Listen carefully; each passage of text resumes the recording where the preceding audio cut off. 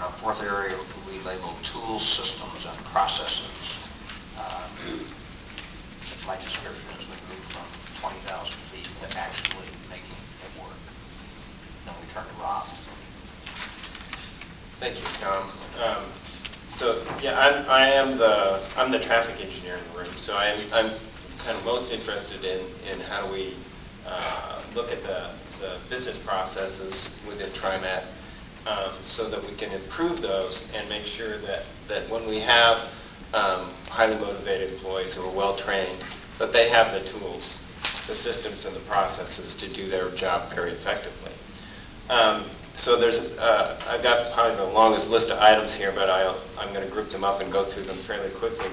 The first area is really looking at the area of performance measurement with relationship to data, safety data. So it's very helpful to have a performance baseline. And so to create the metrics that you want to use to measure safety performance, create that baseline so you know where you're at, and then monitor and report on it over time. It sounds like a fairly simple, straightforward process, but deciding on what the right metrics are, getting that data, and being able to manage the data and share it with employees and staff in a way that it's effective, it can be challenging. So it's a process that evolves over time. Oftentimes, my experience is your first take at what the right metrics are may not be quite right, and you need to refine that over time. And TriMet does have has done some work in this area, but it appears to be buried fairly deep down the organization. The information isn't being shared widely, and it's not something that if you ask people, well, how are we doing on safety in this metric, that people are going to know right away. So we'd like to elevate this, make a safety dashboard, something that you're going to see in many of your publications that becomes familiar to the organization, and people value that information and understand that it's a very important part of the work they do.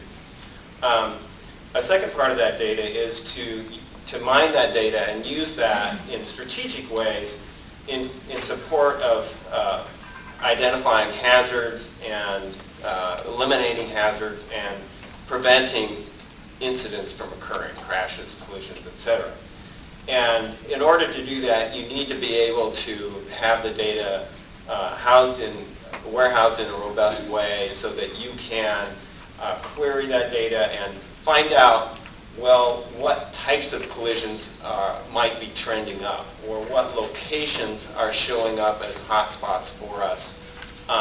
What things do we need to know about today so that we can improve on them in the near future?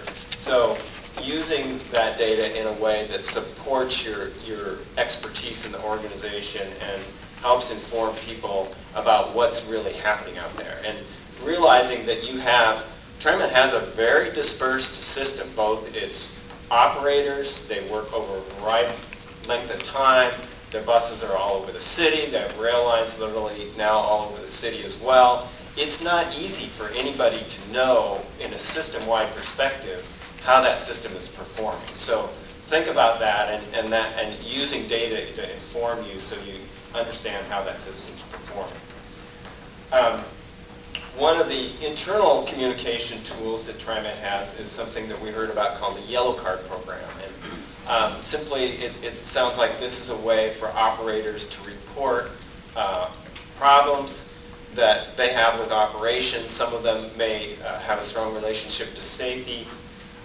We felt that based on what we heard, and we did not do an in-depth analysis of this program, but that program does need a thorough process review to make sure that it is a good business process, that it enables information to flow quickly and easily through the organization, that an operator that spots a problem can communicate it quickly to someone who can do something about that problem, and that there's a feedback loop in there so that operators know that their problem was heard, actions taken, resolved.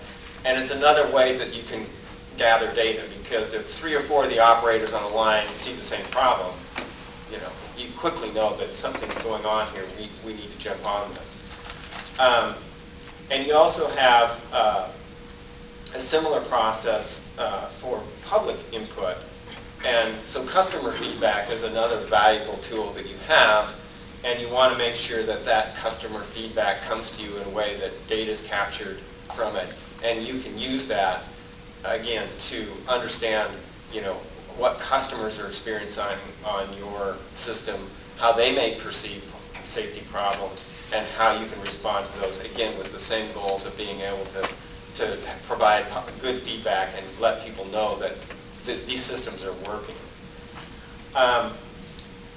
One of the challenges that you're going to have is then having identified potential hazards, how do you move expeditiously to resolve those? So having a systematic process in place to know how you mitigate and resolve potential problems, hazards, is important. And so whatever you name that process, whether it's a line-by-line review or some type of top-to-bottom safety review, that you need to be able to flag a problem and say that this issue is something that we need to create a team around and explore in more detail. That's, I think, very important for operations. One of the areas that we heard about and we believe, probably is in need of this kind of review is the transit mall. If for no better reason, so that the operators can all express the kind of concerns that they've heard and seen, and everyone can come to an understanding about how this thing is really working and whether it's working the way we really want it to and whether it's achieving the safety kind of performance you want. I'll go outside a little bit of what we heard just to add a thought of mine on this as well, that this kind of process can also be extended into planning and design. In the field of transportation safety, there's a concept of a safety audit, so that when a design process gets to 75%, you bring in a team that does a safety audit and looks through it and makes sure that all the elements have been addressed that should be addressed in terms of safety. Steph touched a little bit on the employee safety committees. We also listed it here. There's the feeling that these committees they've kind of been moved around, consolidated a little bit, and I think the feeling from employees was they've been marginalized over time. It's important to have a way that there's ongoing communication with groups of employees around safety. So whether it's learning how the employees felt, did that training work well for you? Is that, is it taking up the way we want it to? Or is there something that's coming out of our maintenance shop environment that a group of maintenance folks need to be able to communicate with operators so that operators can understand what's going on in that dynamic? There needs to be those kind of forums. We would recommend that you look at the safety committees in a way that values them and make sure that they are working as well as they can. One of the questions that I think a number of us task force members came to this with, and we heard about similar concerns from operators, and I think we've got some good information around this, but there's still a question, I think, that's out there, is this potential tension between the pressure to achieve on-time performance and how that affects safety performance. And just as it comes from a customer, clearly an operator feels the pressure from a bus full of customers that they need to achieve their schedule, that they need to be on time, and that alone, creates that tension, even if it's not reinforced elsewhere in the agency. And so, making sure that schedules aren't put together in a way that's unrealistic, that create unrealistic expectations or create expectations that operators can't consistently perform to. It's a difficult topic, but one of the things that we think is important is that process of developing schedules is informed by training and is informed by operator feedback. And then the final two areas are kind of specific. One was we heard some discussion about the potential use of closed-circuit television for monitoring, basically, operators. Some agencies do this.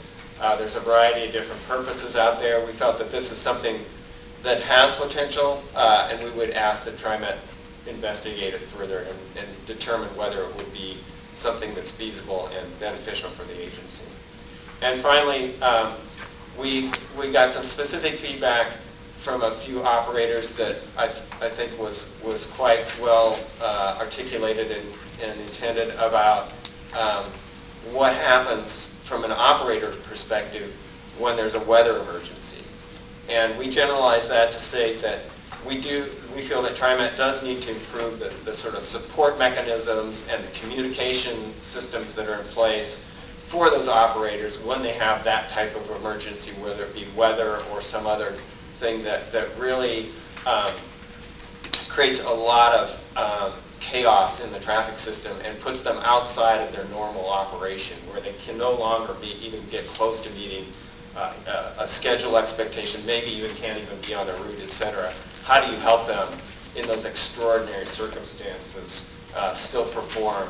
And what might be the most stressful kind of most hazard the situations they need the most support, really. So that's the summary for us on the tool systems and processes. Good, thank you. Let's take a few minutes. Other comments? I'd like to make one, Tom. One, that is that we recognize that in the time frame we had and the type of work that was done here, this is basically providing guidance, guidance that TriMet leadership can act on. This is not an exhaustive report that specifically tells TriMet, change this process and change it in this way. It's not within, I think, the scope of what this committee can do, and it may fall short of what some people would like to see. But I think that, as was stated earlier, with good leadership and commitment, many of the recommendations here would point towards direction that will provide fruitful outcome if we can commit to that and follow through. Deborah, Jan? I guess I would just emphasize, because we've heard testimony on it, that the operators are in charge not only of the people on their bus, but they're professional drivers in a pretty complex environment. We took that into a lot of consideration in thinking this through and thinking about safety not just of your customers, but of the customers on the city streets as well, and really making sure you're using that lens when you're thinking of safety. Any other comments? Neil, I would sum it up this way in 4 short, simple points. You've heard these all, that safety is a value, not a priority. That comes to us straight from Tony. It was something they figured out, and it's the more I think about it, it's a profound statement. Nothing is more important than safety is not a priority. It is a value. Second is what's acceptable. 0 tolerance. Not a few small accidents, not some crashes. The acceptable standard is 0. It is attainable. It is not attainable easily, but 0 tolerance, unmistakably clear. Third, we have, in small part, thanks to the computer, an enormous capacity for data. We could, in my term, be constipated by data. I think there's a very clear message here. Use data, but use it with great purpose, and don't use it just to analyze yesterday's problem, but forecast tomorrow's hazard. Beyond any doubt, data is clearly important. Too much data, poorly used, is not in anyone's benefit. And then lastly, it's everyone's responsibility. TriMet operators, TriMet staff, customers, and the broader community. Everything you've heard today and the burdens that you as the leader of this organization have got to accept. They're not yours alone, they're not the operators alone, they're not TriMet's alone. They extend to the customers and they extend to the community. And, when it is both clearly understood and accepted that this is everyone's responsibility, we will make great progress.